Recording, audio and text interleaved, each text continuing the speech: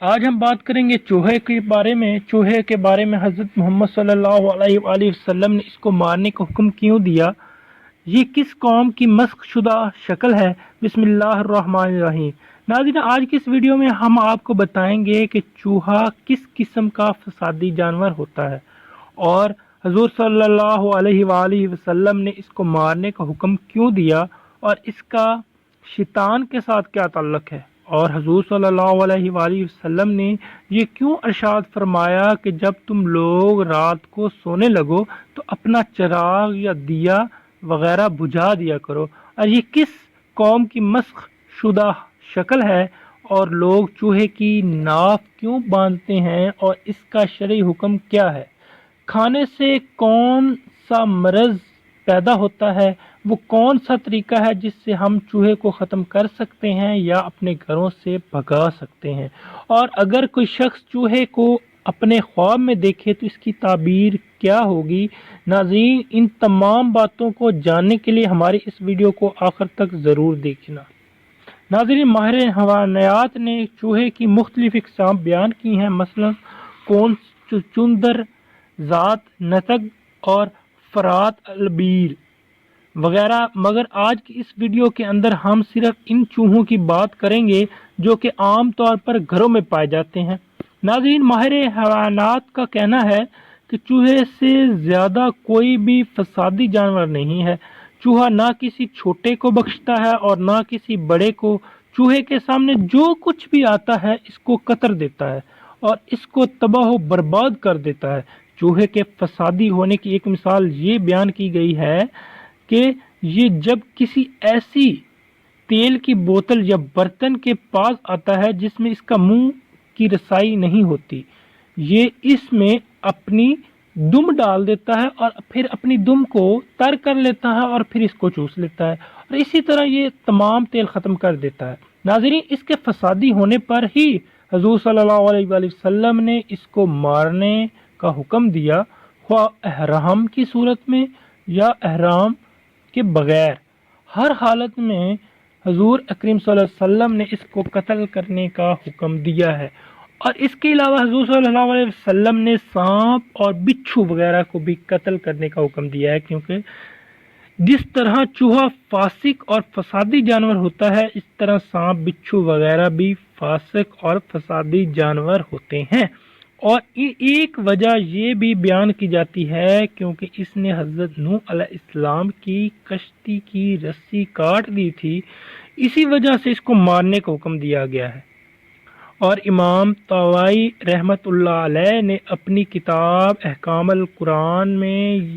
یزید بن ابی نعیم کی سند سے لکھا ہے کہ انہوں نے حضرت ابو سعید رضی اللہ تعالیٰ عنہ سے دریافت کیا ہے کہ چوہے کو فاسق کیوں کہا جاتا ہے۔ انہوں نے جواب دیا کہ ایک رات حضور صلی اللہ علیہ وسلم نیند سے بیدار ہوئے تو دیکھا کہ چوہے نے آپ صلی اللہ علیہ وسلم کے گھر میں آگ لگانے کے لیے چراغ کی بتی اٹھا رکھی ہے۔ حضور صلی اللہ علیہ وسلم نے اس کو اٹھا کر مار ڈالا، اور محرم الحرام یعنی کہ احرام والے اور احرام کے بغیر والے ہر شخص کو آپ صلی اللہ علیہ وسلم نے اس کو مارنے کا حکم دیا ہے۔ اور سنن ابی داؤد میں ہے کہ حضرت ابن عباس رضی اللہ تعالیٰ عنہ سے مروی ہے کہ ایک مرتبہ چوہے نے آ کر چراغ کی بتی اپنے منہ میں لے لی اور اس کو لے کر حضور صلی اللہ علیہ وسلم کے سامنے مصلی پر ڈال دیا، جس پر آپ صلی اللہ علیہ وسلم تشریف فرما تھے، جس کی وجہ سے مصلی کا وہ حصہ 1 درہم کے برابر جل گیا جس پر آپ صلی اللہ علیہ وسلم سجدہ کیا کرتے تھے۔ اور امام حاکم نے حضرت ابن عباس رضی اللہ تعالیٰ عنہ سے ایک روایت نقل کی ہے کہ ایک مرتبہ چوہا آیا اور اس نے چراغ کی بتی منہ میں اٹھا لی تو لونڈی چوہے کو چھڑکنے لگی، مگر آپ صلی اللہ علیہ وسلم نے اس کو منع کر دیا۔ چوہا وہ بتی لے کر اس مصلی پر جس پر آپ صلی اللہ علیہ وسلم تشریف فرما تھے لا کر ڈال دی، جس سے بقدر 1 درہم جل گیا۔ حضور صلی اللہ علیہ وسلم نے ارشاد فرمایا کہ جب تم سونے کا ارادہ کرو تو چراغ گل کر دیا کرو، یعنی کہ اس کو بجھا دیا کرو، کیونکہ شیطان ان جیسوں کو ایسے کام کرنے کے لیے بدلتا ہے تاکہ تم کو جلا دے۔ اور صحیح مسلم کی روایت ہے کہ حضور کریم صلی اللہ علیہ وسلم نے حکم دیا سوتے وقت آگ بجھا دیا کرو، اور اس کی وجہ یہ بیان فرمائی کہ فاسق چوہے گھر میں آگ لگا کر گھر والوں کو جلانا چاہتے ہیں۔ ناظرین، حضرت ابن عباس رضی اللہ تعالیٰ سے مروی ہے کہ حضرت نوح علیہ السلام نے 2 سال میں اپنی کشتی کو تیار فرمایا، اور اس کشتی کا تو یعنی کہ لمبائی 300 ہاتھ تھا اور چوڑائی 50,000 اور بلندی تیز ہاتھ تھی۔ یہ کشتی بانس کی لکڑی سے بنائی گئی تھی، اور اس میں آپ نے 3 منزلیں بنائی تھی۔ نیچے کی منزل میں جنگلی جانور، پرندے اور حشرات الارض کو رکھا گیا تھا، اور درمیان منزل میں سواری کے جانور چوپائے تھے، اور اوپر والے حصے میں حضرت نوح علیہ السلام نے اپنے مطابقین اور سامانی ضرورت کے ساتھ تشریف فرما تھے۔ جب کشتی میں بہت زیادہ گوبر اور لید وغیرہ جمع ہو گیا تو اللہ تبارک و تعالیٰ نے حضرت نوح کو حکم دیا کہ ہاتھی کے دم کو ہلائیں۔ چنانچہ حضرت نوح نے یہ ایسا ہی کیا، جس کے نتیجے میں ایک سور اور ایک سوری برآمد ہوئی۔ چنانچہ ان دونوں نکلتے ہی کشتی میں موجود تمام غلاظت کو کھا کر صاف کر دیا۔ اسی طرح جب چوہا کشتی کے کنارے پر آ کر اس کے لنگر کی رسیوں کو کاٹنے لگا تو اللہ تبارک و تعالیٰ نے حضرت نوح علیہ السلام کو حکم دیا کہ شیر کی دونوں آنکھوں کے درمیان چوٹ ماریں۔ چنانچہ حضرت نوح علیہ السلام نے ایسا ہی کیا، جس سے ایک بلی نکلی، اور ان دونوں نے چوہے پر حملہ کر کے اس کو رسی کاٹنے سے باز رکھا۔ ناظرین، اس روایت سے بھی ہمیں یہ پتہ چلتا ہے کہ چوہا اس قدر فسادی جانور ہے کہ اس نے حضرت نوح علیہ السلام کی کشتی کی رسی کو کاٹنا چاہا تھا، اسی وجہ سے اسلام نے اس کو مارنے کا حکم دیا۔ ناظرین، بخاری اور مسلم شریف میں حضرت ابو ہریرہ رضی اللہ تعالی عنہ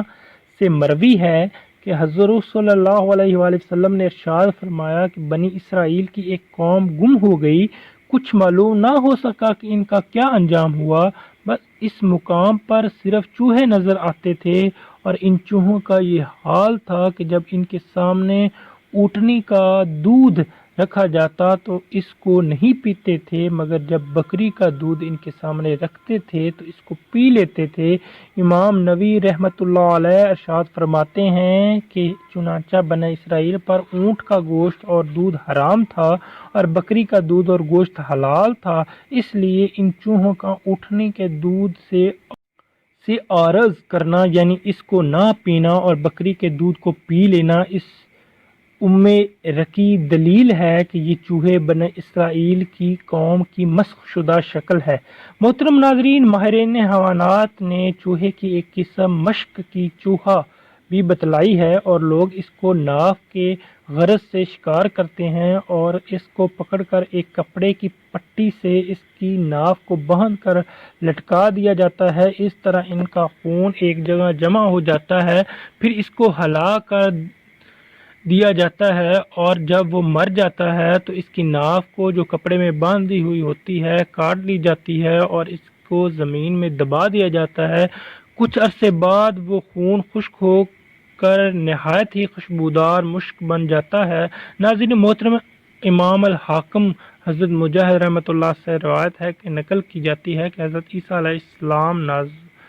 نازل ہو جائیں گے، اور ہر یہودی اور نصرانی اور ہر ملت کا پیروکار اسلام قبول کر لے گا، اور چوہا بلی سے اور بکری بھیڑیے سے ممنون ہو جائے گی، یعنی کہ امن والے ہو جائیں گے، اور چوہے تھیلے کاٹنے چھوڑ دیں گے، اور تمام باہمی عداوت ختم ہو جائے گی۔ تو یہ وہ وقت ہوگا دین اسلام تمام مذاہب پر غالب آ جائے گا۔ ناظرین محترم، اور چوہے کی شرعی حکم یہ ہے کہ چوہے کا گوشت حرام ہے اور ان کا جوٹا مکروہ ہے، اور امام ابن شہاب زہری رحمۃ اللہ فرماتے ہیں کہ چوہے کا جوٹا کھانا مکروہ،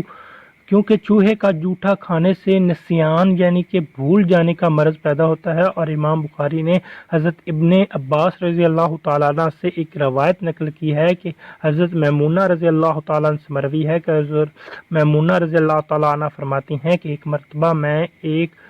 چوہا گھی میں گر مر گیا تو حضور صلی اللہ علیہ وآلہ وسلم نے اس سے متعلق پوچھا تو حضور صلی اللہ علیہ وسلم نے فرمایا کہ چوہے اور اس کے آس پاس کے گھی کو پھینک دو اور بقیہ کو استعمال کر لو۔ اور اگر بہنے والی چیز مثلا سر کا روغن، زیتون، پگھلا ہوا گھی، دودھ اور شہد وغیرہ ہے، اگر اس میں کوئی مردار مر جائے تو بلا اتفاق ان کا کھانا ناجائز ہے، البتہ اس ناپاک ہی یا تیل کو چراغ میں استعمال کر لیا جاتا ہے، اس کو استعمال کیا جا سکتا ہے۔ ناظرین محترم، آپ بات کرتے ہیں کہ ہم چوہے کو اپنے گھروں سے کس طرح بھگا سکتے ہیں یا ان کو کس طرح سے ختم کر سکتے ہیں۔ ناظرین گرامی، ماہرین حیوانات کا کہنا ہے کہ اگر پیاز کوٹ کر چوہے کے بل کے منہ پر رکھ دیا جائے تو چوہا اس کو سونگھنے گا اور فوراً مر جائے گا۔ اگر اونٹ کی پنڈلی کی ہڈیاں مٹھی کھود کر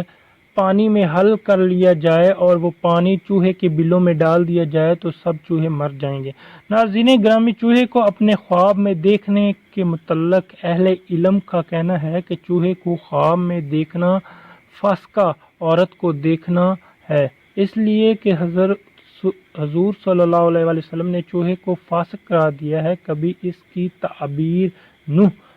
کرنے والی معلون یہودی عورت سے بھی دی جاتی ہے، اور کبھی اس کی تعبیر چور نقب زنی سے بھی دی جاتی ہے، اور کبھی فروانی کی طرف اشارہ ہوتا ہے۔ لہذا جو شخص خواب میں اپنے گھر میں چوہے دیکھے تو اس کا رزق بڑھ جائے گا، کیونکہ روحیں اس گھر میں رہتی ہیں جس گھر میں رزق زیادہ ہوتا ہے۔ اور جو شخص خواب میں یہ دیکھے کہ چوہے اس کے گھر سے نکل گئے ہیں تو اس کی تعبیر یہ ہے کہ اس کے گھر سے خیر و برکت رخصت ہو جائے گی۔ اور البتہ